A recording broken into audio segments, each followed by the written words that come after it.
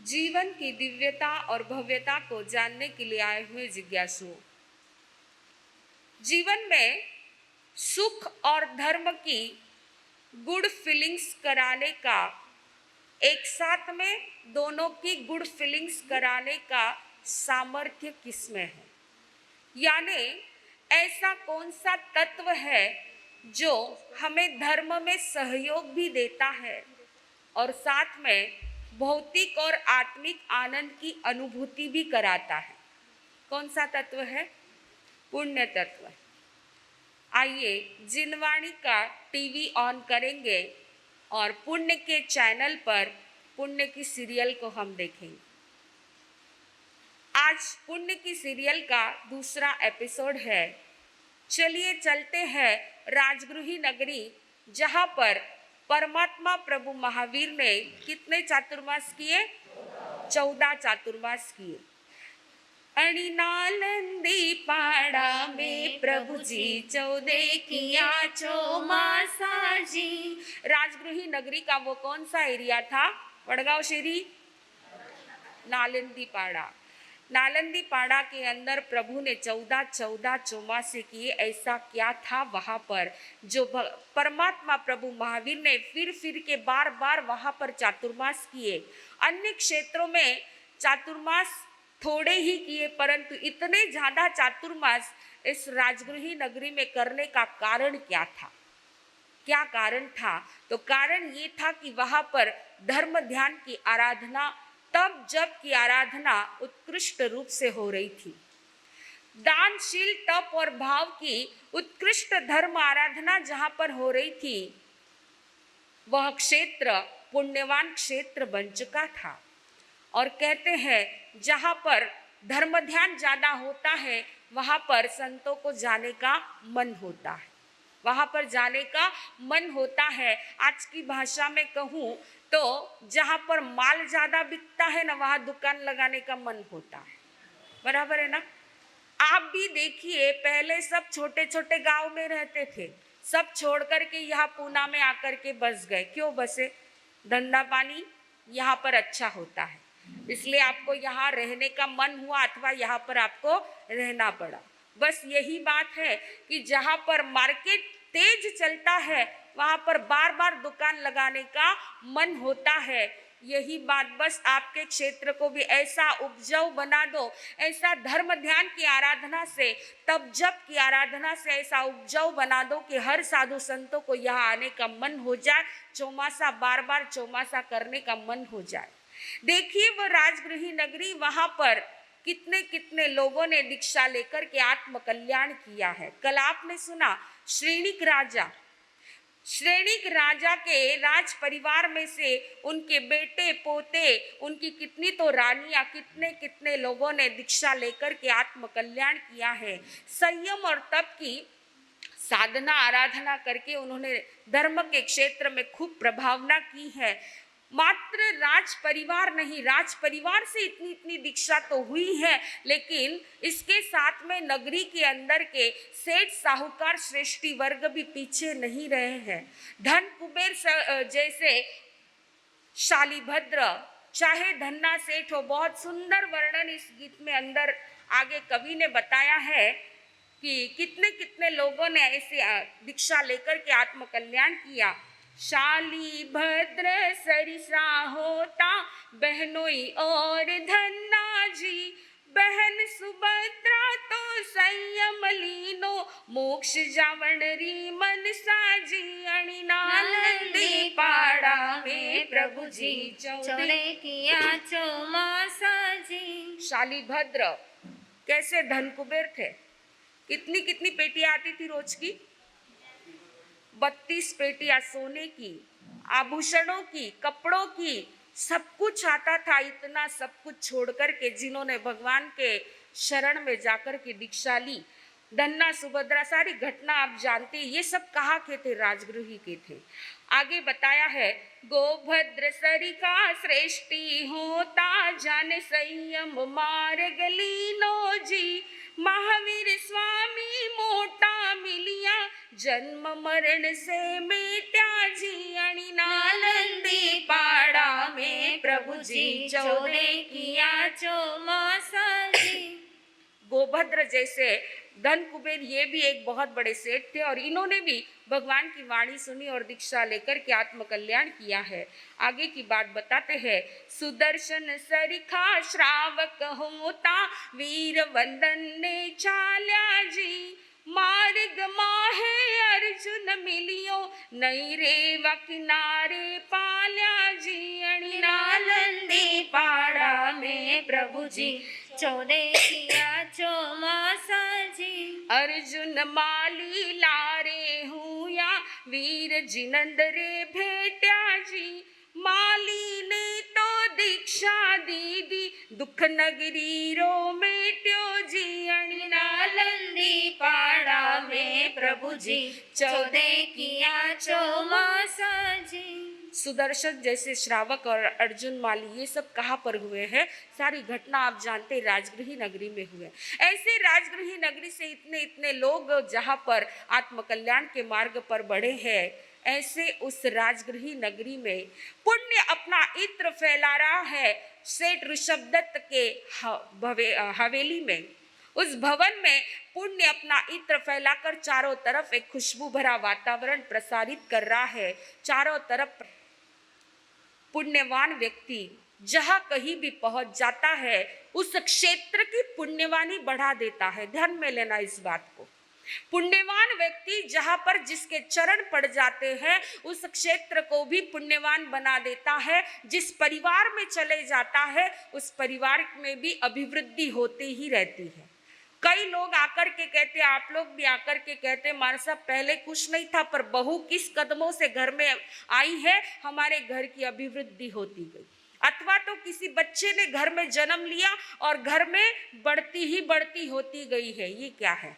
पुण्यवान व्यक्ति जहाँ पर आते हैं, उस घर में ऐसी ही अभिवृद्धि होती रहती है, मुसीबतें टल जाती हैं। पुण्यवान व्यक्ति जब जिस क्षेत्र में, जिस परिवार में आता है, निसर्ग भी उसके लिए अनुकूल बन जाता है। इतनी ताकत पुण्यवानी में है कि प्रकृति को भी अनुकूल बना लेता है। घटना आती है, एक सत्य घटना। एक राजा के वहाँ पर ज्योतिषी आए थे और राजा ने पूछा, ज्योतिषी जी इस साल का भविष्य क्या है? इस साल का भविष्य क्या है? और भविष्य देखने का इंटरेस्ट सबको होता है। माने नहीं बातें आगे की बातें है ना, मानना नहीं मानना आगे की बातें, लेकिन देखने का इंटरेस्ट, उत्साह तो सभी को होता है। आप लोग भी पेपर पढ़ते होंगे या मोबाइल पर, तो आज रो कई भविष्य है, हाँ आज रो कई भविष्य है। इस प्रकार आपको उत्सुकता रहती है। जनवरी का कैलेंडर आता है, उसमें भी साल भर का भविष्य रहता है, हर महीने का भविष्य उसमें बताया हुआ रहता है और आप उसको पढ़ने में उत्सुक रहते हैं। बस इसी आधार पर राजा ने भी उस ज्योतिषी को पूछा, ज्योतिषी जी इस साल का मेरे नगरी का भविष्य क्या है? तब ज्योतिषी ने कहा, राजन इस साल तो अकाल का योग है, इस साल अकाल का योग है, पानी की एक बूंद भी नहीं बरसेगी। इसलिए अच्छा यही है कि आप जितना हो सके अनाज का संग्रह कर लो, अपने भंडार भर लो। ज्योतिषी के कहने से राजा ने उस पर विश्वास किया और जगह जगह से अनाज इकट्ठा करके उसने अपना धान्य का कोष भर लिया है, भंडार भर लिए है। परंतु हुआ उल्टा, बरसात तो चालू हो गई, बरसात तो चालू हो गई। चारों तरफ सुंदर हरियाली का वातावरण, इतना सुंदर वातावरण, पूरी हर साल जैसे बरसात होती है वैसी बरसात हुई। लोगों के घर धन धान्य से भरपूर बन चुके हैं। अब राजा ने देखा कि मेरा तो धान्य का कोष ऐसा ही भरा पड़ा है, सभी लोगों को धान्य की आवश्यकता नहीं है और ये संग्रह तो अब सारा बिगड़ने लगा है, क्योंकि साल भर अनाज तो ऐसे ही कोठी में भरा रहेगा तो वो सड़ने वाला है। राजा ने देखा इसका मूल कारण क्या है। वो ज्योतिषी, उसने मुझे भविष्य बताया, इसलिए मैंने धान्य का भंडार भर लिया, अब ये सारा वेस्ट होने वाला है। तो इसका जिम्मेदार कौन है? वो ज्योतिषी, उसको दंडित करना चाहिए, उसको दंडित करना चाहिए कि तूने गलत भविष्य किया, तूने प्रेडिक्शन बराबर नहीं किया। राजा उसको बुलाने ही वाला था कि अचानक प्रहरी ने आकर के सूचना दी कि राजन, हमारे नगरी के बाहर उद्यान में बहुत बड़े ज्ञानी ध्यानी संत पधारे हैं। सूचना पाकर के राजा बड़ा आनंदित हो गया और परिवार के साथ, अंतपुर के साथ मुनि भगवान के दर्शन वंदन करने के लिए वहां पर पहुंचा है। मुनि भगवान का प्रवचन पूर्ण सुना है। प्रवचन सुनने के पश्चात राजन ने मुनि भगवान के सम्मुख जाकर के वहां पर हाथ जोड़ कर के कहा, गुरुदेव मथेड़ वंदामी, अगर आपकी अनुकूलता हो तो एक जिज्ञासा पूछना चाहता हूँ, पूछूं? तब मुनि भगवान ने कहा, पूछिए राजन, क्या जिज्ञासा है? तब राजा ने पूछा, संत महात्मा से पूछा, गुरुदेव ज्योतिषी ज्ञान सही है या गलत है? क्या पूछा? ज्योतिषी ज्ञान सही है या गलत है? तब मुनि भगवान ने कहा, कोई भी ज्ञान गलत नहीं होता है, बस शर्त है वो पूरा चाहिए। कोई भी ज्ञान गलत नहीं होता है, शर्त है वो पूरा चाहिए। आधा अधूरा ज्ञान खतरनाक होता है। बराबर है ना? आधा अधूरा ज्ञान खतरनाक होता है। अधजल गगरी छलकत जाए घड़ा, जब आधा अधूरा रहता है छलकता है, उछलता है, लेकिन पूरा भरा हुआ तो वो छलकता नहीं है। ऐसे ही पूरा ज्ञान है तो वो सही होता है, आधा ज्ञान खतरनाक होता है। तब राजा ने ज्योतिषी वाली बात संत के सामने रखी कि इस प्रकार उस ज्योतिषी ने भविष्य किया था कि इस साल अकाल पड़ने वाला है और मैंने धान्य का भंडार भर लिया, लेकिन बरसात तो अच्छी हो गई। इसलिए मैंने पूछा कि ज्योतिषी ज्ञान सही है या गलत है। संत ज्ञानी थे, उन्होंने कहा कि राजन, इस साल का योग अकाल का ही था। ध्यान से सुनना, इस साल का योग अकाल का ही था, परंतु तुम्हारे नगरी में एक ऐसे पुण्यवान बालक ने एक सृष्टि के घर में जन्म लिया है, जिसकी पुण्यवानी की बदौलत अकाल भी सुकाल में बदल गया। जिसकी पुण्यवानी की बदौलत अकाल भी सुकाल में बदल गया, इसलिए बरसात हुई है। ज्योतिषी का ज्ञान गलत नहीं है। यहाँ पर एक प्रश्न होता है, हम सुनते हैं कि जिसने जैसे कर्म किए हैं उसका फल उसको भोगना है। कर्म कोई और करे और फल कोई और भोगे, ऐसा होता नहीं है। मैंने कोई कर्म किए हैं उसका फल आप भोगो, अथवा तो आपने कोई कर्म किए हैं उसका फल मैं भोगूं, ऐसा होता है? कभी नहीं होता है। जिसने जैसे कर्म किए हैं उसको वैसा फल भोगना पड़ता है, यह नियम है। परंतु यह नियम हमेशा एक जगह, हर जगह एक जैसा नहीं रहता है। कभी कभी नियमों में अपवाद होता है। कभी कभी नियमों में अपवाद होता है। हमारे आगम कहते हैं, पुण्यवान पुरुष, कोई भी व्यक्ति जब पुण्यवानी को बांधता है तो उसका फल वो अकेला नहीं भोगता है, सभी को उसका फल भोगने को मिलता है। जैसे तीर्थंकर परमात्मा महापुण्यशाली होते हैं, और जब तीर्थंकर परमात्मा के पंच कल्याणक होते हैं उस समय उनके पुण्य का फल तीनों लोगों को मिलता है। बहुत तर्क सिद्ध बात है, बहुत सटीक बात है कि तीर्थंकर परमात्मा के अकेले का पुण्य है, महापुण्य है, और उस महापुण्य का फल मात्र वो अकेले नहीं भोगते हैं, तीनों लोगों के जीवों को उसका सुख और साता का अनुभव मिलता है। जब तीर्थंकर परमात्मा जन्म लेते हैं उस समय तीनों लोक में उजाला होता है और नरक में भी उजाला होता है। नरक में भी उजाला होता है। कैसा उजाला? सूत्र के अंदर ये वर्णन मिलता है। गौतम स्वामी ने भगवान से पूछा, भगवान, जब तीर्थंकर परमात्मा जन्म लेते हैं उस समय नरक में कैसा उजाला होता है? तो प्रभु ने फरमाया कि जिस नरकों में हमेशा के लिए अंधकार होता है, सूरज की एक किरण भी वहां पहुंचती नहीं है, ऐसी नरक में जब तीर्थंकर परमात्मा जन्म लेते हैं उस समय पहली नरक में सूरज के समान उजाला होता है। दूसरी नरक में सूरज के सामने बादल आ जाते हैं, उतना उजाला होता है। तीसरी नरक में पूर्णिमा के चंद्रमा के समान उजाला होता है। चौथी नरक में पूर्णिमा के चंद्रमा के सामने यदि बादल आ जाए तो वैसा उजाला होता है। आप लोगों को सिखाया हुआ है ना, शास्त्री नगर में थे तब ये बात सिखाई थी। छोटी छोटी बातें लेकिन बहुत जानने जैसी है, समझने जैसी है। आगे की नरक में ग्रह, नक्षत्र और तारा के जैसा उजाला होता है। और कुछ देर के लिए कहीं एक किताब में पढ़ा था कि 40 मिनट के लिए नरक में जो है इतना उजाला रहता है। सारे नारकी के जीवों को उतनी देर के लिए सुख और साता का, शांति का अनुभव होता है। किसका परिणाम है? पुण्य का। पुण्य बांधा किसने है? तीर्थंकर की आत्मा ने। लेकिन फल किसको मिल रहा है? नारकी के जीवों को भी फल मिल रहा है। इन्हें पापी और अभागे जीवों को भी उस पुण्य का फल मिलता है। तो ये पुण्यवानी का प्रताप है। ऐसी पुण्यवानी का प्रताप संत ने समझाया कि हे राजन, उस बालक की इस पुण्यवानी का प्रताप था कि तुम्हारे नगरी योग मिला है, क्योंकि सेवा करते हैं तो सहयोग जरूर मिलता है ना। आपके यहाँ नीचे वाक्य भी आपने पढ़ा होगा, सलाह देने से पहले सहयोग दीजिए, बराबर है ना। सलाह देने से पहले सहयोग दीजिए। सेवा करते हैं तो सहयोग जरूर मिलता है। करो सेवा दुखी जन जहां मिले,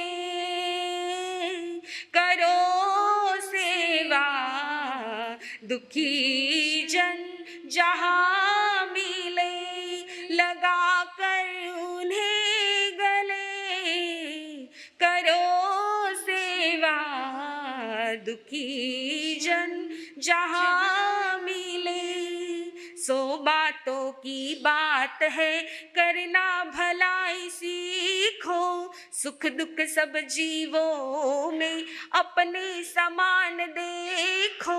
सार है धर्म का, धर्म का सार है, पुण्य की लता खिले, करो सेवा दुखी जन जहां मिले।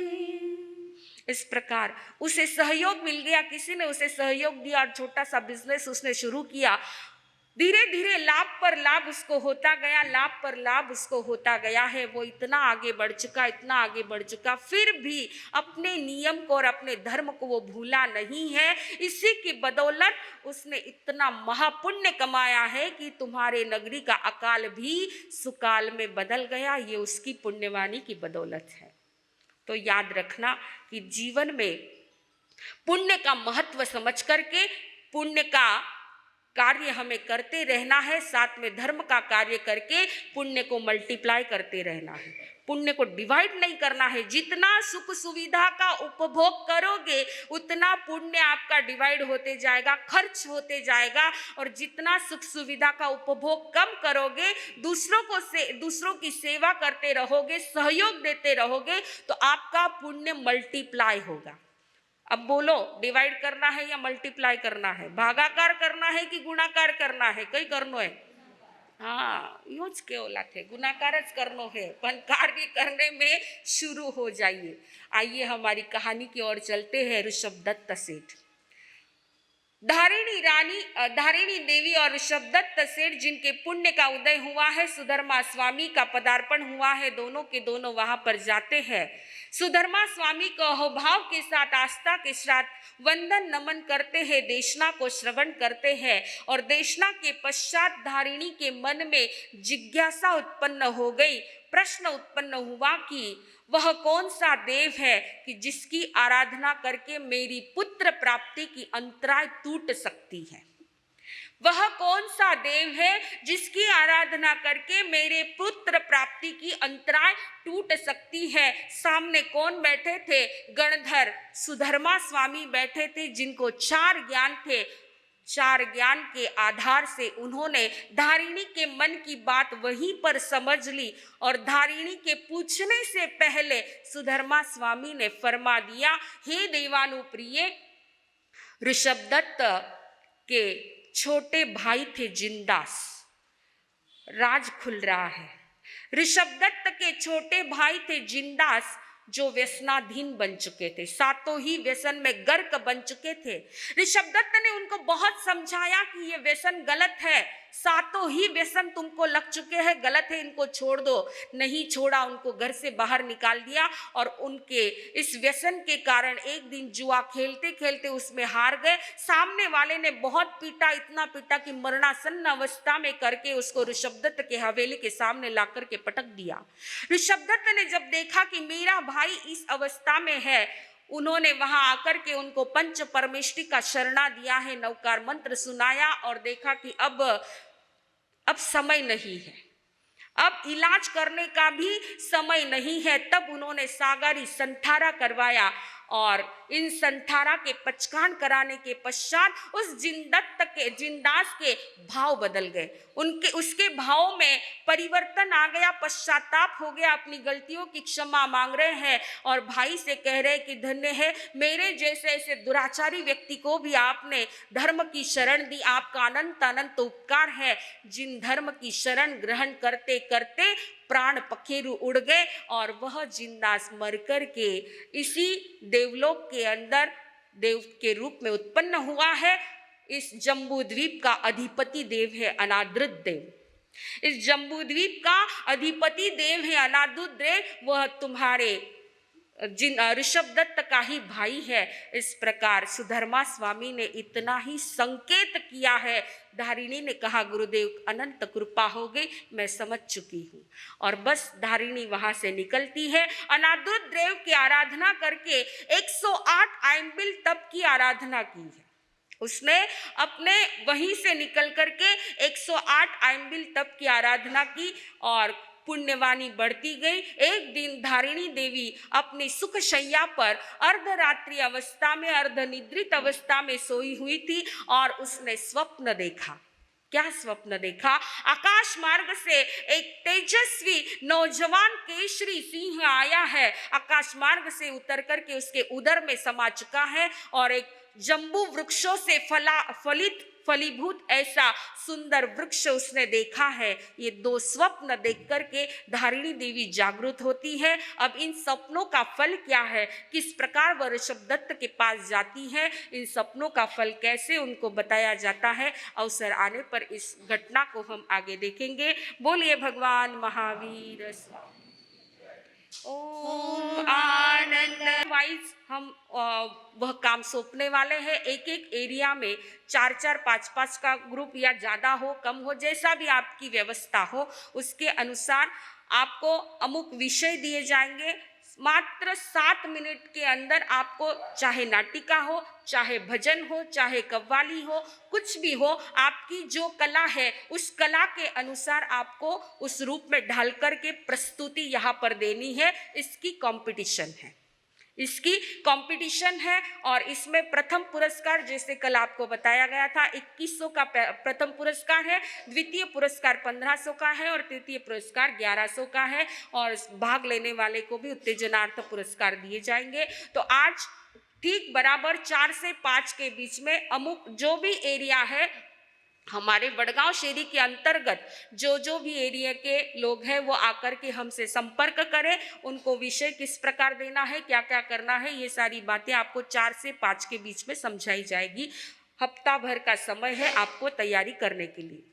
उसी प्रकार तारीख 24 को आनंद प्रश्न मंच रखा गया है। प्रश्न मंच के मैटर पेपर आ चुके हैं। जिनको भी इसमें भाग लेना है वो मैटर पेपर हमसे प्राप्त